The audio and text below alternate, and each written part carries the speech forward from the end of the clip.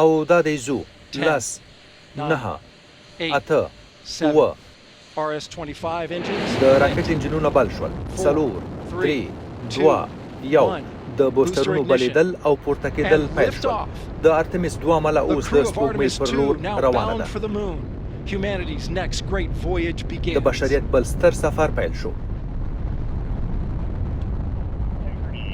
هیوستن اوس د ارتمېس 2 ماموریت الوتنه چې د سپوږمۍ پر شاوخوا ده کنټرولوي Houston now controlling the flight of integrity on the Artemis 2 mission around the moon. راکټ اوس د الوتنې 10 ثانیو ته ورسېد د هیوستن د ماموریت کنټرول د سپیس لانچ سیستم د اصلي سټیج د څلورو انجنونو ښه کارکردګي ویني Target milestone. Mission Control Houston seeing good performance on the four main engines of the Space Launch System core stage. Integrity, 3 miles in altitude.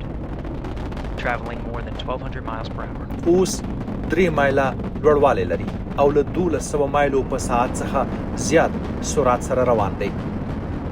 ارتمېس 2 به ستورمزلي داسې واټنونو ته یوسي چې ښايي له نیمې پېړۍ وروسته تر بل هر انسان ډېر لرې وي. له دې سره به د سپړنو نوې دوره پیل شي. یوه دقیقه تېره شوه. اعظمي سرعت ته نږدې کېږي. د اړیکې د سیګنال لیږد تایید شو ځکه چې راکټ او د هغې عمله له غږ څخه تیز شول.